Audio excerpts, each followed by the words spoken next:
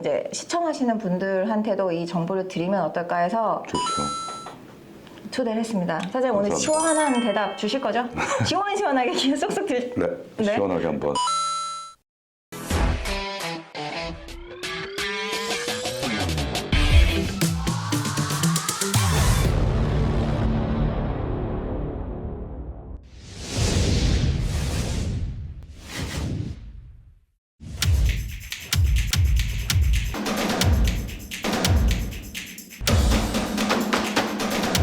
안녕하세요. 애틀란타 똑똑부동산 레이첼 킴입니다. 네, 오늘은 저희 애틀란타에서 묵직하게 융자를 하고 계시는 프라임 홈론즈의 오세재 대표님을 모셨습니다. 안녕하세요. 네, 안녕하세요. 네, 반갑습니다. 네, 반갑습니다. 네. 바쁘신데 시간 내주셔서 정말 감사드립니다. 왜요? 안 바쁘세요? 별로 안 바쁘죠. 아예 바쁘시면서 다 하는데.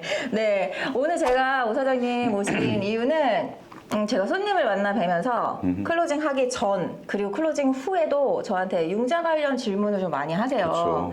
그래서 이제 많은 질문들을 받았었기 때문에 그걸 몇 개 추려서 저희 이제 시청하시는 분들한테도 이 정보를 드리면 어떨까 해서 좋죠. 초대를 했습니다. 사장님 오늘 감사합니다. 시원한 대답 주실 거죠? 시원시원하게 그냥 쏙쏙 들. 네, 네. 시원하게 한번. 그러면 바로 질문 들어갈까요? 네, 그럼요. 첫 번째 질문 들어갑니다. 네. 클로징을 할 때 손님들이 은행을 선택하잖아요. 이제 네. 물론 사장님한테 연락을 해서 사장님이 이제 이자율이랑 막 해서 좋은 은행으로 연결해 주시잖아요. 네네. 근데 클로징이 끝나고 나서 갑자기 은행이 바뀌어. 네. 왔어, 비리 와서 내가 받은 은행이 아닌데 돈을 딴 애가 내래. 왜 그런 거예요? 이게 이제 사실은 미국에서의 이 대출 시스템은 어떤 식으로 구성이 되어 있냐면은 이 돈의 주인, 그러니까 돈을 빌려주는 주체는 은행으로 보이긴 합니다만 실제는 정부 기관인 페니메이, 프레디맥으로 구성이 되어 있어요. 그러니까 은행들은 이쪽으로부터 해서 대출을 받아갖고 와서 손님들한테 이제 이 집 대출을 해드리게 되는데 결국 원주인은 페니메이, 프레디맥이라는 정부 기관이 갖고 있는 거고 나머지 뭐 체이스가 됐든 뱅크 오브 아메리카가 됐든 어떤 모기지 서비스하는 랜더가 됐든 간에 이 사람들은 이 두 기관을 대신해서 돈을 콜렉트하는 역할을 하는 겁니다. 그래서 네. 자기들끼리 이 모기지 저당권을 사고 팔 수가 있게끔 돼 있어요. 이 네. 트랜스퍼가 될 수가 있게 돼 있고 클로징 할 때 보시면은 이 모기지는 트랜스퍼가 가능합니다라는 게 나와 있죠. 서류가 있어요. 거기에 그렇죠. 손님이 사인하시잖아요. 맞습니다. 그래서 맞습니다. 손님들께서는 나는 그럼 어디에 속해 있느냐 잘 모르시겠지만 크레딧 폴트를 뽑아보면은 예를 들어서 A라는 은행의 융자를 갖고 있지만 이 은행에 실질적으로 돈을 대준 곳은 페니메이 또는 프레디맥 둘 중에 하나가 되는 거죠. 그래서 더 큰 기관들은 이 서비싱하는 금액을 많이 모을수록 페니메이나 프레디맥으로부터 이제 한마디로 봉사료라고 해야 될까요? 봉사료. 그렇죠. 이게 수수료. 페이먼트를 대신 거둔 거에 대한 수수료를 그쵸. 받을 수가 있기 때문에 작은 사이즈의 랜더들로부터 계속 모기지를 사들이게 되게 됩니다. 그러니까 중간에 내가 처음에 받았던 은행은 A라는 곳이었는데 B나 C로 바뀌게 됩니다. 그리고 왜 내 허락 없이 이걸 지들끼리 사고 파나요? 가 원래 가능하게끔 돼 있는 가능합니다. 겁니다. 네. 클로징 할 때 아까도 말씀드렸듯이 서류가 있어요. 이게 트랜스퍼 될 수 있다는 서류를 하시는데 클로징 때 에이 이러고 사인하시기 때문에 기억을 못 하시는데 그거는 합법적인 겁니다. 네, 맞습니다. 그리고 손님들에게 불이익이나 그런 건 없어요. 그냥 처음에 융자 받으실 때 같은 조건으로 옮겨지는 거잖아요. 맞습니다. 똑같은 조건으로 옮겨지게 돼 있고 뭐 이자율의 변동이 있을 수도 없고 얘 이제 원 주인은 예를 들어서 그 이전에는 예를 들어서 뭐 체이스였는데 이게 웰스파고로 옮겨가면서 페이먼트가 바뀌었어요. 라는 거는 원래 원칙적으로 있을 수가 없는 거죠. 없죠. 그러니까 걱정 안 하셔도 되시고요. 그래도 궁금하시다, 이해가 안 된다 하시면 융자 받으셨던 회사에 연락하셔서 그렇죠. 여쭤보면 되잖아요. 맞습니다. 그러니까 걱정하지 마세요. 별일 아닙니다. 맞죠? 그럼 두 번째 질문으로 넘어갈게요. PMI. 네네. PMI가 뭔지 잠깐 설명 좀 해주세요. PMI라는 건 이제 프라이빗 모기지 인슈런스의 약자인데 이제 간단하게 생각하면 이렇습니다. 은행에서는 만약에 조금 적은 양의 다운페이를 했던 분이 집 페이먼트를 못하는 경우가 발생하는 거에 대비해서 자기네한테 추후에 생길 수 있는 손실을 보호받으려고 하는 게 이 PMI, 그쵸. 즉 융자 보험이라는 거죠. 그래서 실질적으로는 은행이 안심하고 적은 다운 페이먼트를 하시는 분들한테 대출을 해드릴 수 있는 거는 이 PMI가 그 융자에 대한 보증을 서주기 때문에 그런 겁니다. 보험금이죠. 그러니까 그렇죠. 보험을 우리도 은행에서도 내가 이만큼을 돈을 주니 나도 보험을 들어놔야 된다. 그래서 쉽게 얘기하면 일례로 20% 다운페이 하시는 분들은 보험이 이제 없잖아요. 처음부터. 그쵸. 그 이유는 은행이 이 집을 차압하는 경우가 발생을 했을 때 자기네들이 회수할 수 있는 거에 대한 미니멈이라고 봐야겠죠. 그렇죠. 네. 이거를 80%로 봅니다. 네. 그러니까 즉 손실이 나지 않을 수 있는 퍼센테이지를 집값 전체의 80%로 계산을 하기 때문에 처음부터 20%를 다운페이를 했다면은 이 보험이 필요가 없는 거고 네. 5%나 10% 또는 뭐 비슷한 정도의 다운페이를 하시는 분들은 은행이 그래도 20% 다운하는 분들하고 똑같이 안심하고 대출을 해드릴 수 있는 거는 잘못되면은 융자 보험회사가 은행에 손실되는 부분을 이제 보호를 해주는 이런 역할을 하게 되는 거죠. 네. 손님들이 저한테 이제 집을 문의하시면서 하시는 게 저는 융자인이 아닌데 저한테 질문을 하시거든요. 몇 퍼센트 다운하면 융자 받을 수 있어요? 저한테 할 그렇죠. 질문은 아닌데 많이 물어보세요. 근데 저는 말씀드리죠. 5%든 10%든 20%든 아니면 50%든 손님마다 그거에 따라 다릅니다. 나올 수 맞습니다. 있습니다. 그런데 저희가 권유드리는 거는 미니멈 20% 하시라는 거는 이 PMI 때문인 거잖아요.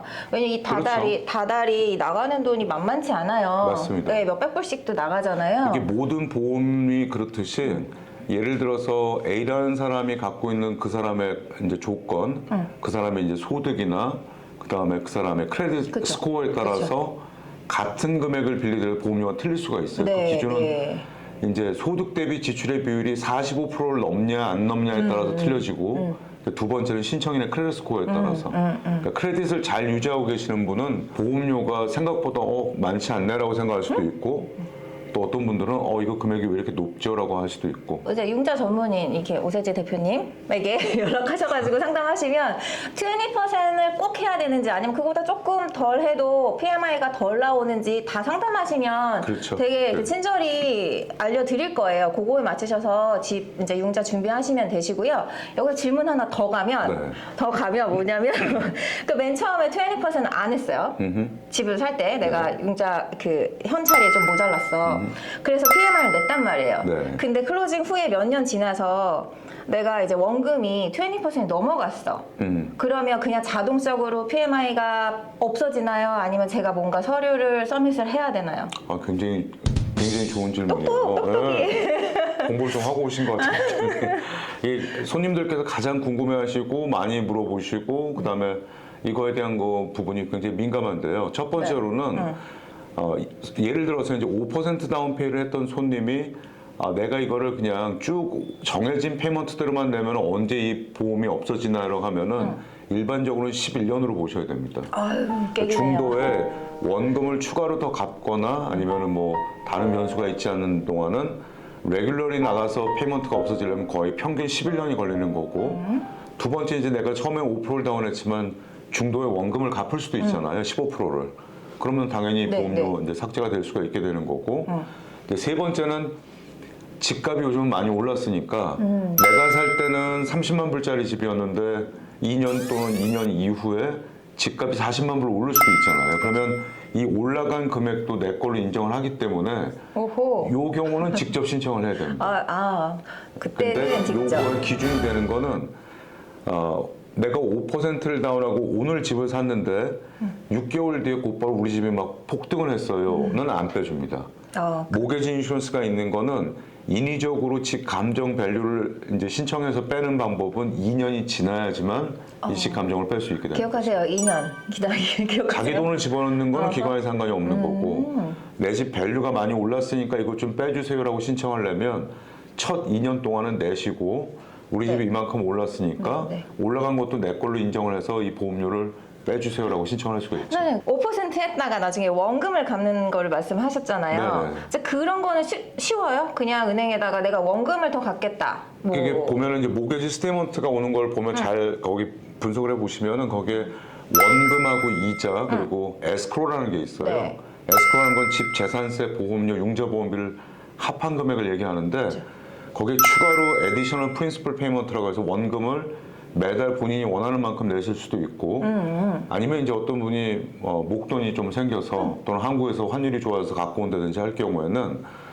한꺼번에 갚으면서 페이먼트를 낮출 수 있는 방법이 있어요. 리캐스팅이라고 해서 은행에다 신청을 하게 되면 나 5만 불을 한꺼번에 갚을 테니까 매월에 페이먼트를 줄여달라고 요청을 할 수가 있어요. 괜찮네요, 그거. 재용자가 아니고 리캐스팅.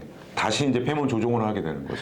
이거 또 조심스러운 질문. 이거 그냥 은행에 직접 해야만 하나요? 아니면 이제 도움을 받을 수 있나요? 아닙니다. 이게 돈하고 관련된 거는 손님들 거를 대행을 저희가 할 수가 없게 되어 있고요. 본인 확인하고 그다음에 본인 어카운트 확인한 다음에 네. 이 리캐스팅을 신청하고 싶다라고 본인께서 직접 신청을 하셔야 되는데 어렵지는 않습니다. 어렵진 않으시대요. 네. 그런 계획이 있으신 분들 한번 트라이 해보시면 좋을 것 같네요. 그럼 세 번째 질문. 질문 너무 많죠, 저. 질문 쉬지 않고 나오네요. 거주용으로 집을 구입하시는 분들도 계시지만 투자용으로 구입하시는 분들도 많죠. 많이 계세요. 네, 많죠. 그러면 저희가 투자용으로 사면 나중에 팔 때 캐피탈 게인 텍스가 있잖아요. 그쵸. 그쵸. 근데 타주에서 손님들, 여기서 조지아 계신 분들도 그렇지만 타주에 계신 손님들 그런 분들 많으시거든요. 지금은 투자용으로 해서 렌트를 놓지만 몇 년 후에는 내가 조지아 가서 그 집에 살려고 합니다 하시는 분들이 있어요. 맞죠. 굉장히 많습니다. 그러면 맨 처음에 융자 받을 때는 이제 인베스트먼트 프로퍼리로 사지만 나중에 이게 본인이 프라이머리로 들어와서 살게 되면. 하잖아요. 네. 그러면 나중에 이거 뭐 팔고 뭐 하고 할 때 그런 텍스 문제나 그걸 어떻게 변경을 하나요? 이게 질문이 좀. 되게 좋은 질문이고 많은 분들이 집을 먼저 구입을 해놓는데 우선 제가 먼저 설명드릴 거는 어떤 분들은 이게 거주용 프라이머리냐 인베스트먼트냐 세컨홈이냐에 대한 구분이 잘 안 된다고 하시는 분들이 있는데 정확하게는 내가 일을 하고 있는 직장으로부터의 거리를 보게 됩니다. 예를 들어서 어느 손님께서 뉴욕에 자기가 본인 비즈니스를 운영하고 계시는데 조지아에다가 내가 집을 하나 사놓게 된다. 그럼 매일 출퇴근할 수 있는 거리는 아니기 때문에 이 경우는 인베스트먼트 투자 용도로 무조건 분류가 그렇죠. 되게 돼 있고 만약에 이분이 본인이 뉴욕에 하고 있는 뭐 델리 가게를 하고 계시는데 조지아에도 이제 2호점을 오픈한다라고 한다면 이거는 세컨홈을 할 수가 있게 되는 거죠. 근데 여기서 이제 이런 과정을 통해서 내가 인베스트먼트를 구입을 해놓은 다음에 이분께서 실제로 이제 내려오셔서 이 집에 입주를 하시고 거주를 시작하시게 되면 운전면허증이나 자동차 등록증이나 뭐 뱅크 스테이트먼트 다 바꾸겠죠. 이 집 주소로. 네. 이분이 실제로 이 집에서 산 기간을 2년을 넘기시면은 처음에 구입할 때는 렌트용으로 샀다 하더라도 이 집은 팔 때는 면세가 되는 겁니다. 본인 거주용으로 분류가 될 수가 있게 되는 거죠. 그러니까 라이센스나 이런 걸로 해서 이제 증명을 할 수 있으면 그렇죠. 되시는 거죠. 그 네. 주소로 텍스 리턴을 하시면 되죠. 그죠? 텍스 리턴을 하시면 더 확실한 그런 거고요. 거죠. 네. 뭐 일반적으로는 그걸 변호사가 클로징할 때 살았는지에 대한 증명을 주세요 하지는 않습니다만 그래도 일반적으로는 드라이버 라이센스가 제일 먼저 기준이 되고요. 네. 그다음에 유틸리티 빌이나 이런 것들이 다 증명이 될 수 있으면 살 때 구입을 투자용으로 구입했다 하더라도 본인이 들어가서 살아서 2년을 넘기면 이건 텍스 면제에서 되는 게 맞습니다. 오늘 2년 이 기간이 많이 나오네요. 기억하세요, 2년. 네, 어렵지 않네요. 네. 괜찮네요. 네. 괜찮습니다. 네, 손님들 질문 저한테 융자 질문 앞으로도 해주셔도 되는데요. 제가 그 말 진짜 많이 하거든요. 집은 부동산에게, 융자는 융자 전문인에게. 맞습니다. 네, 제가 뭐 상담 전화 오면은 제가 갖고 있는 이제 낮은 지식으로 이제 상담은 해드리지만 융자 전문인에게 연락하셔가지고 질문하시면 정말 정말 상담 잘해주시거든요. 진짜 탑. 그러니까 믿고 연락하세요. 왜요? 싫으세요? 아니요, 전화 그만 받고 싶은 거 아니죠? 괜찮습니다. 네네. 네, 감사합니다. 저희가 오늘은 딱 이렇게 질문 요구로 네. 가고요. 다음에 또 손님들이 많이 궁금해 하시는 질문들로 다시 찾아뵙겠습니다. 네, 지금까지 프라임 홈런즈의 오서재였습니다. 네, 애틀란타 똑똑부동산 레이첼이었습니다. 감사합니다. 감사합니다.